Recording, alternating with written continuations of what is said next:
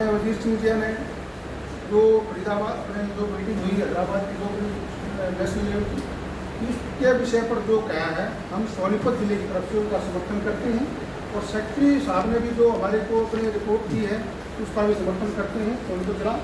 और सोनीपत जिले का जो इलेक्शन की बात करी अभी भाई बलराज जी ने, तो मैं इसके विषय पर आपसे एक अनुरोध करता हूँ कि एक हमारा स्टेट से किसी को भी नॉमिनेट कर दें पर्सन को, अगस्त के फर्स्ट वीक में कोई भी डेट आप देंगे तो हम उसमें अपना चुनाव कराने के लिए पूरी कोशिश करेंगे कि अच्छी तरह से सारे सभी साथी आपस में चुनाव में भाग लेंगे।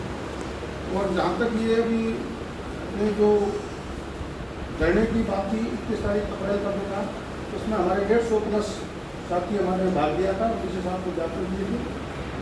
और इसके अलावा जो पेंशन से संबंधित डायरी के बारे में जो बात कर रहे थे साथी, जो डायरी बनवाई जाए तो उसमें अच्छी सुझाव हैं। जो पेंशन से संबंधित सेक्शन है, रिटायर्ड कर्मचारियों के लाभांश से संबंधित जो भी सेक्शन है उसमें 4-5 पेज उसमें वो आ जाए और उसके बाद वो अपनी नई वर्ष की डायरी हो जाए।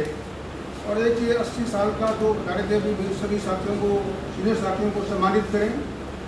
हमें सोनीपत में तो अभी नहीं करता, मैं अपने गुनौर ब्लॉक में, जैसे मैं छोटा ब्लॉक हमारा, उसमें 150-200 आदमी हमारी मेंबरशिप है, 150 उसमें हम तो ना मंथली मीटिंग करते हैं। बहुत बढ़िया। हर महीने में लास्ट संडे हमें फिक्स किया हुआ है तो उसमें एक मंथली मीटिंग करते हैं और उस मीटिंग के अंदर जो भी हमारे उस महीने में जिन साथियों का जन्म हुआ है उन सबको सम्मानित करते हैं, उनका जन्मदिन मनाते हैं और अपनी पेंशन से संबंधित जो किसी की साथी की कोई समस्याएँ हैं उनको सुनते हैं, आपस में डिस्कस करते हैं और उस विषय पर विचार करके अगर किसी अधिकारी को कोई पत्र लिखना होता है तो अपने ब्लॉक की हमें पूरा जो यूनियन का पैड बनाया हुआ है उस पर आप पत्राचार करते हैं।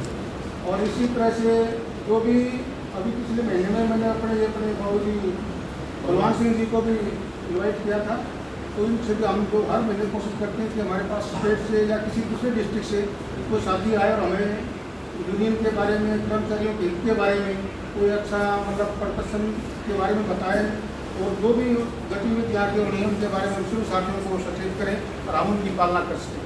और अभी जो भी आपने धरने या और कोई भी कार्य जो हमारे घर में स्टेट लगाएगा हम उस पर बढ़ चढ़ कर भाग लेंगे, हर तरह से तैयार रहेंगे। और मेंबरशिप भी हमारी अभी कम है, डिस्ट्रिक्ट की 250 है और जो अभी वो हमारे प्रधान जी ने आना था लेकिन वो जाएगी तारी तो वो मेरी जिम्मेवारी देखी तो मैं आपको बताया है। और बाकी स्टेट का जो भी आदेश होगा वो हम उसको सुरक्षित कर भाग देंगे, अपने कार्य में पूरा आपके साथ। धन्यवाद। कर्मचारी संघ हरियाणा प्रधान एवं अखिल भारतीय प्रधान स्वर्गीय रमेश सिंह जी के कर्मों में नमन करते हुए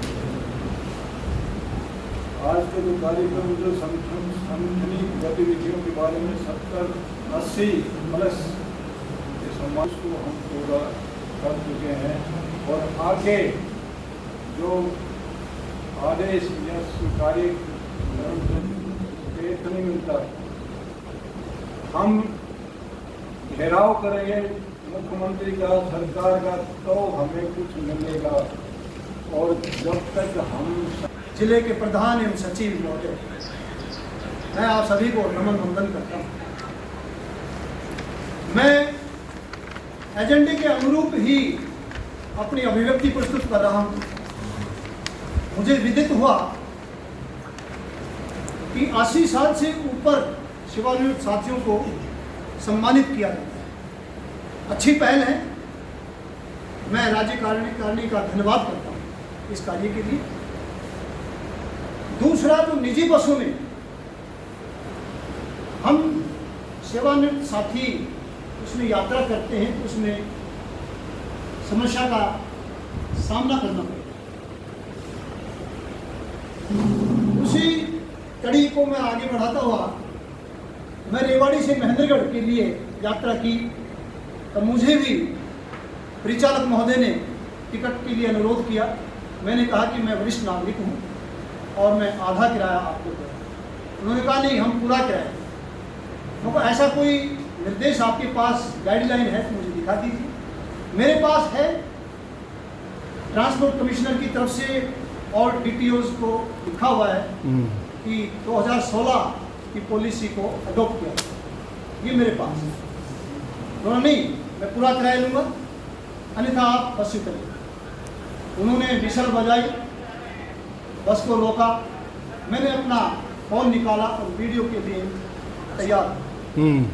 मैंने कहा कि मैं सीनियर सिटीजन हूँ, मेरे पास ये आइडेंटिटी कार्ड है और इसके अनुरूप मैं आधा किराया देने के लिए सरकार की हिदायत अनुसार पालन कर रहा हूँ। उन्होंने कहा इस फ़ोन को आप नीचे रखिए, हम आपसे किराया नहीं लेंगे। अब नहीं, मैं आधा किराया आपको देने के लिए तैयार हूँ, पूरा किराया मैं नहीं दूंगा। उसने मेरी बात को माना और फिर आधा किराया।